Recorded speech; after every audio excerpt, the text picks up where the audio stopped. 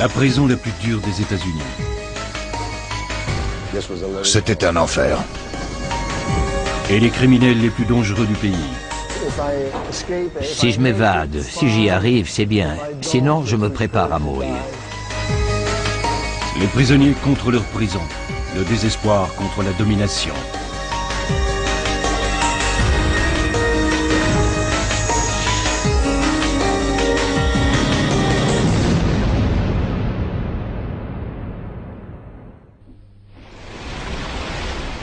Au nord de la ville de San Francisco, non loin du Golden Gate Bridge, Alcatraz est une île-prison unique au monde. Une guerre est livrée sur cette île au climat froid et venteux, entre les murs d'une structure de ciment et d'acier. Une prison réservée aux lourdes peines. Elle renferme les pires criminels, des criminels déterminés à défier la puissance d'Alcatraz. Dans ce combat entre hommes et la prison, qui gagnera? Ce sont les 9 hectares les plus surveillés des États-Unis. Dans cette prison de haute sécurité, tout est conçu pour décourager les plus grands criminels du pays. Des cellules nues et froides, entourées de 5000 mètres carrés de béton et d'acier. Surveillée par des gardiens armés. Une prison entourée de barbelés et cernée par une eau glaciale. Pour les 1500 prisonniers qui y ont séjourné, la vie est synonyme d'isolement et d'intimidation.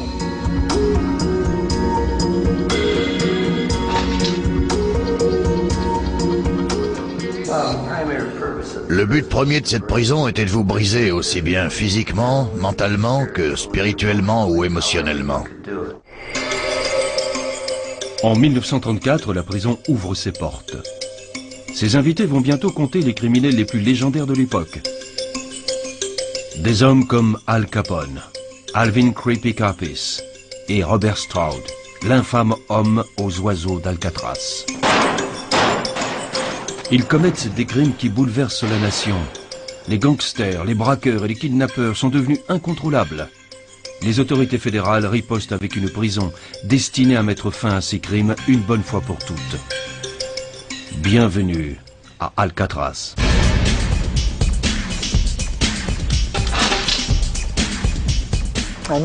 J'ai eu l'impression d'entrer dans une tombe ou dans un cercueil. J'ai su que c'était la fin.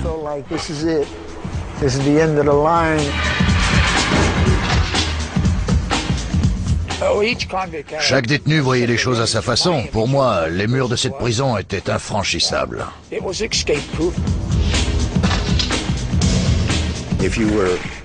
S'ils vous retrouvaient là où il ne fallait pas, ils avaient le droit de vous tirer dessus. Pendant 5 ans, cette prison surnommée The Rock maintient une effroyable réputation avec très peu de tentatives d'évasion. Mais en 1939, un prisonnier élabore un plan ingénieux. Le prisonnier en question est Doc Barker, membre du célèbre gang du même nom dirigé par sa propre mère, Ma Barker. Doc et le gang Barker n'hésitent pas à tuer, voler et kidnapper pour se faire une place dans le Midwest. Rusé et prêt à tout, Doc Barker joue avec les autorités pendant près de 20 ans. Lorsque le FBI parvient enfin à lui mettre la main dessus en 1935, il l'enferme à Alcatraz pour une peine à perpétuité. Mais Doc Barker a d'autres projets. Doc Barker est enfermé au pénitencier d'Alcatraz, un bâtiment monstrueux aux murs infranchissables.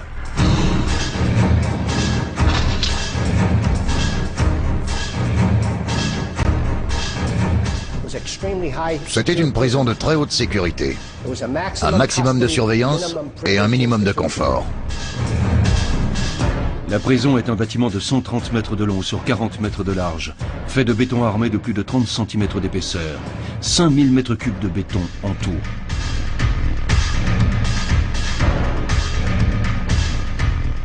De quoi fabriquer un trottoir de 50 km de long sur 1 mètre de large, c'est-à-dire 20 fois la longueur du Golden Gate Bridge. De lourdes barres d'acier impossibles à scier recouvrent chaque fenêtre et de solides portes d'acier bloquent chaque entrée. Doc Barker sait qu'il est enfermé dans l'une des prisons les plus sécurisées du pays. À Alcatraz, on était surveillé 24 heures sur 24. Mais Doc Barker est un battant et Alcatraz sera son plus grand combat. En bon observateur, Doc Barker étudie l'agencement de la prison à la recherche de faiblesses. À l'intérieur du pénitencier se trouvent 4 blocs parallèles. Le A, le B, le C et le D. Il regroupe près de 600 cellules enfermant 250 des plus dangereux criminels du pays. Le bloc A est rarement utilisé. La plupart des prisonniers, y compris Doc Barker, purgent leur peine dans les blocs B et C. Doc Barker a tout le temps pour réfléchir à son évasion. Il passe au moins 16 heures par jour dans sa minuscule cellule, à peine plus grande que des toilettes.